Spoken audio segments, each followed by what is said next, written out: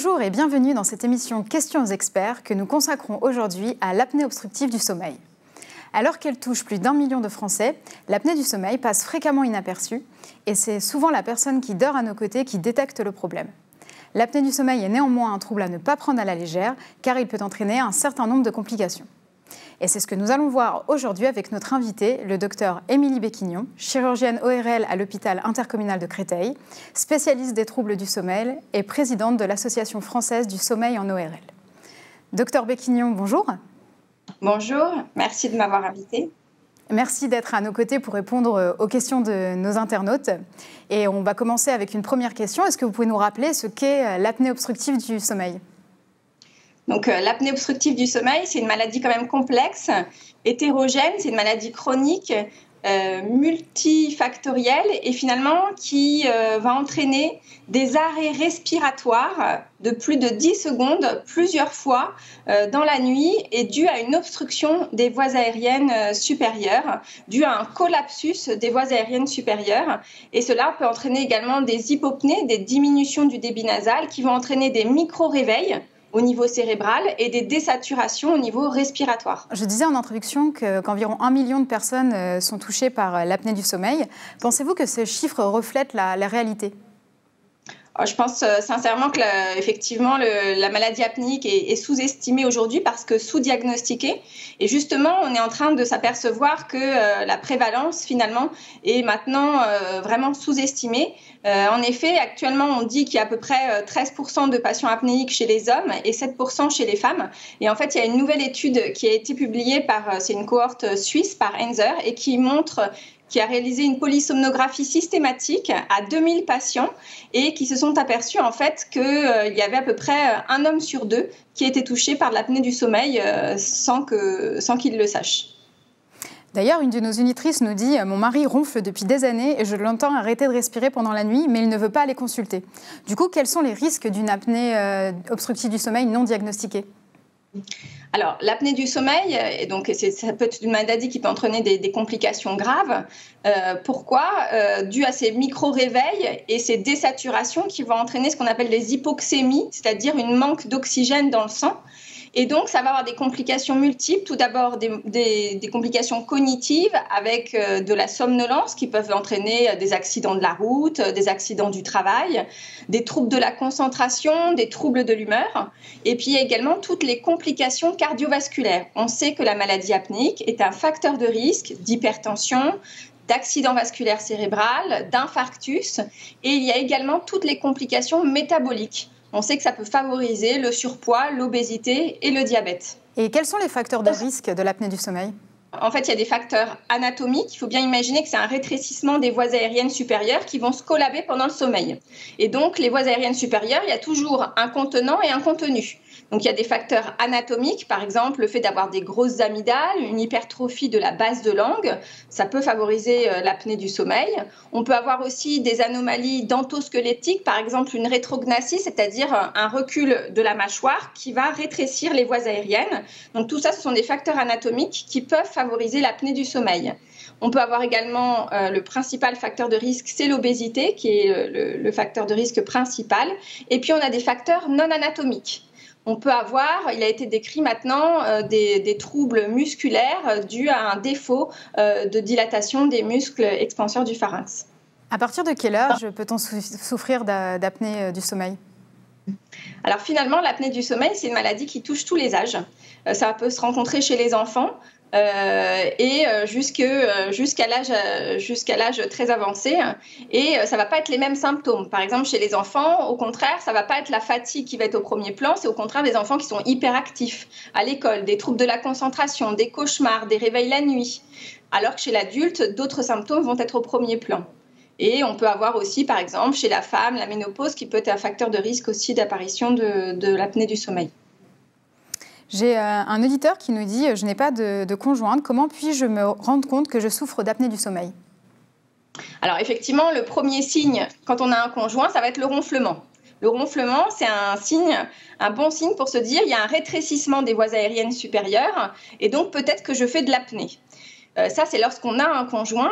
Et puis, le conjoint peut aussi remarquer qu'on arrête de respirer la nuit, on fait des pauses respiratoires et donc ça doit vraiment nous inciter à consulter. Lorsqu'il n'y a pas de conjoint, il y a d'autres symptômes qui doivent nous alerter, comme par exemple la fatigue qu'on appelle la journée, la fatigue diurne, l'hypersomnolence, l'envie de faire des siestes, le fait que justement on n'ait pas la sensation de sommeil rafraîchissant, c'est-à-dire que même si on fait une sieste, même lorsqu'on dort, on a un sommeil de mauvaise qualité, justement à cause des micro-réveils cérébraux qui fait qu'on a vraiment cette mauvaise qualité de sommeil.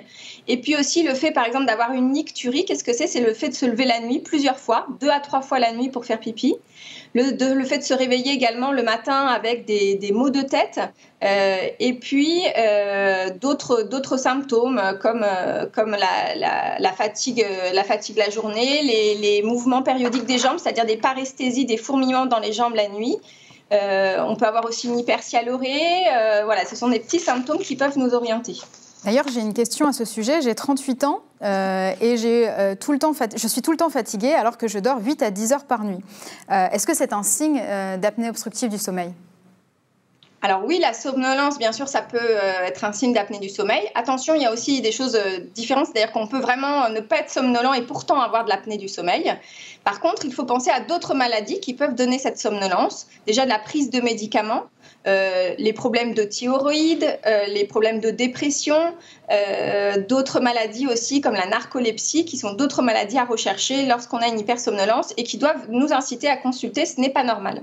Un auditeur nous dit « Mon père souffre d'apnée du sommeil. Est-ce que je dois m'inquiéter? Est-ce que c'est une maladie héréditaire ?»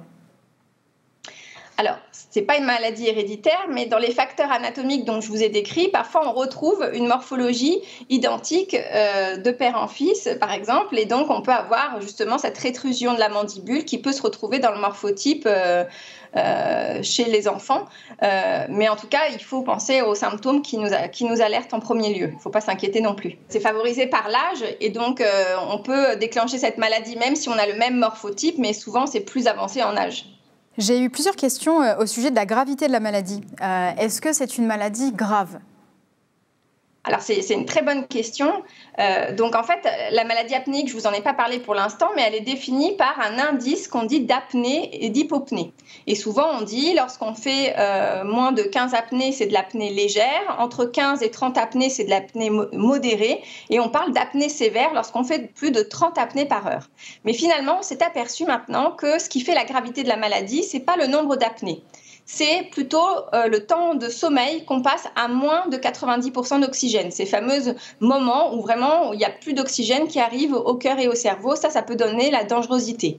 Et puis lorsqu'on a tous les facteurs de risque associés, le surpoids, l'hypertension, si on a des troubles du rythme associés, c'est tous ces signes-là qui font la gravité de la maladie. Est-ce que la polypose nasale est un facteur de risque pour l'apnée du sommeil ? Oui, je pense que s'il nous pose la question, c'est parce qu'il a remarqué que sa polypose entraînait des difficultés à dormir. En fait, il se trouve que lorsqu'on a une obstruction nasale, quelle que soit la cause, une déviation septale, une polypose, qui sont des lésions bénignes mais qui vont obstruer les narines, eh bien, c'est un facteur d'aggravation de l'apnée. Déjà, il faut savoir que dans la physiologie du sommeil, on doit respirer la nuit par le nez. Et donc, le fait d'avoir le nez bouché va entraîner une mauvaise qualité de sommeil et va modifier également les pressions dans les voies aériennes et risque d'aggraver justement le phénomène de collapsibilité des voies aériennes et donc va aggraver la maladie apnéique.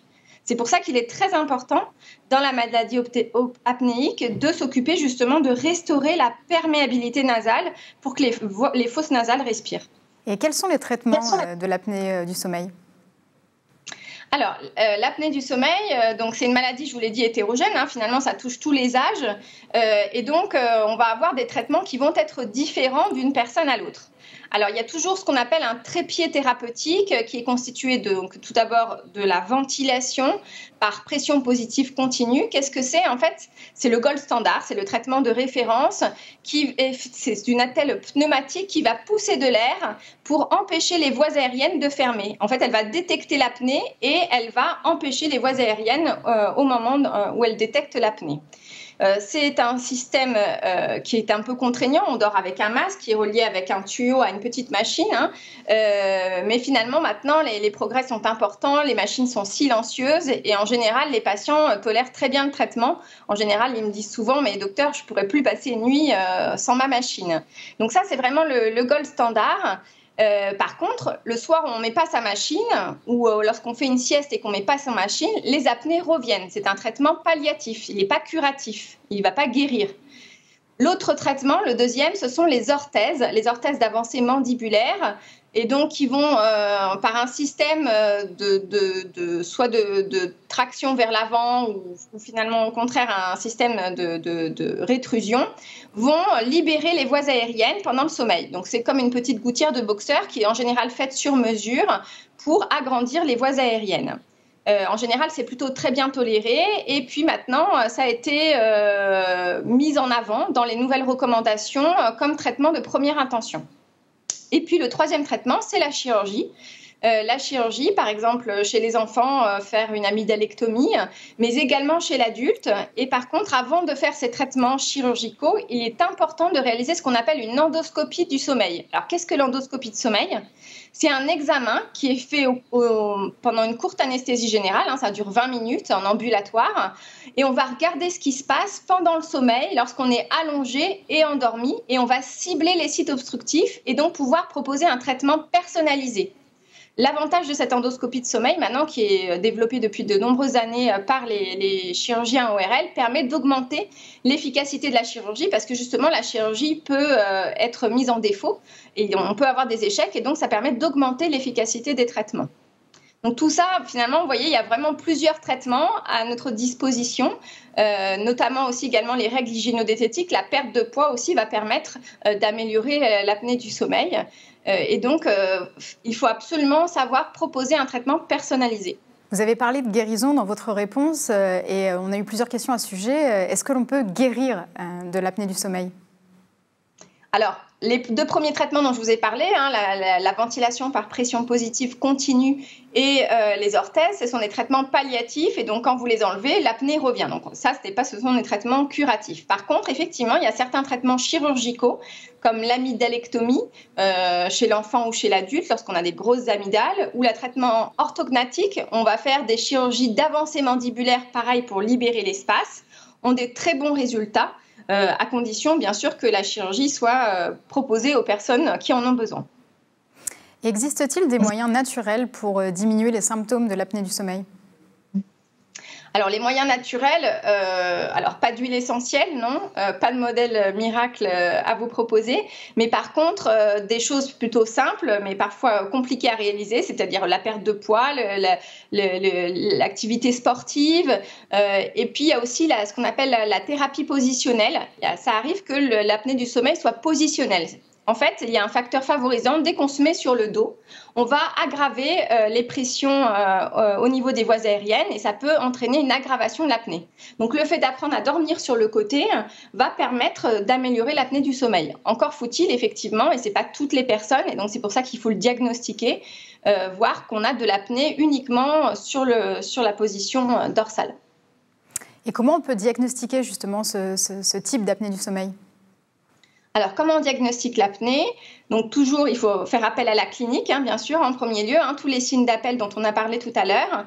Et à partir du moment où on a des signes d'appel, le ronflement, les apnées constatées pendant le sommeil, les céphalées matinales, on fait une polygraphie. La polygraphie, c'est un examen qui, à l'aide de sangles sur le thorax et l'abdomen, et à l'aide également d'un capteur pour mesurer le débit respiratoire, va permettre d'enregistrer si on fait des apnées du sommeil. Par contre, lorsqu'on veut compléter avec l'étude du sommeil, c'est-à-dire les phases, est-ce qu'on est en sommeil lent, est-ce qu'on est en sommeil paradoxal, on adjoint un électroencéphalogramme avec des petits capteurs. Et là, par contre, ça se fait au milieu hospitalier ou dans des structures dédiées. Et là, on va pouvoir à la fois enregistrer les apnées du sommeil et aussi faire un enregistrement du sommeil lorsqu'on a une mauvaise qualité de sommeil.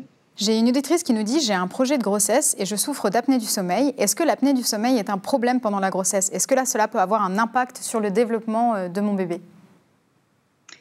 Oui, c'est une question intéressante. On a montré effectivement que parce qu'elle a de l'apnée du sommeil, c'est un facteur de risque pour elle d'avoir de l'hypertension, de déclencher une prééclampsie, un diabète. Et pour l'enfant lui-même, le fœtus, on a effectivement mis en évidence qu'on pouvait avoir des retards de croissance intra-utérins et puis également des accouchements prématurés. Donc c'est important de le prendre en charge avant d'entamer sa grossesse et de surveiller la bonne conduite, la bonne efficacité du traitement pendant la grossesse. Une autre auditrice nous dit « J'ai 33 ans et je ne suis pas en surpoids, mais je ronfle beaucoup. Est-ce que je dois m'inquiéter ?» Alors, le ronflement, c'est une maladie sociale, hein, ça gêne surtout le partenaire. Parfois, ça oblige à dormir, à faire chambre à part. Donc, lorsqu'on en est là, c'est important de consulter aussi juste pour le ronflement. Mais c'est vrai que le ronflement peut être le signe d'appel de la maladie apnéique et donc, de toute façon, il faut proposer une consultation vers un spécialiste, un ORL, un somnologue, pour dépister un syndrome d'apnée du sommeil. Surtout s'il y a des symptômes associés. Peut-il y avoir un rapport entre une prise de poids inexpliquée et l'apnée du sommeil? Oui, tout à fait.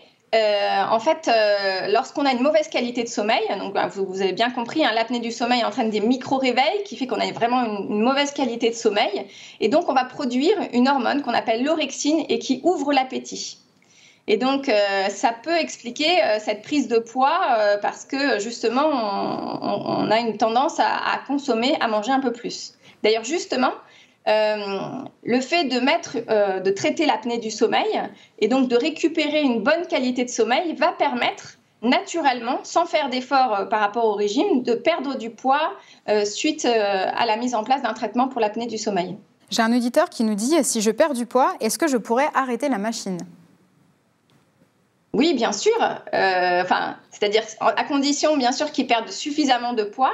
Mais en tout cas, il pose une question intéressante, c'est-à-dire que le traitement, il est évolutif dans le temps. C'est-à-dire qu'effectivement, si on perd du poids, peut-être que l'apnée va être corrigée. En tout cas, il y a de fortes chances. Et donc, bien sûr, on refera une polygraphie pour vérifier qu'il n'a plus d'apnée et arrêter la machine, si c'est possible.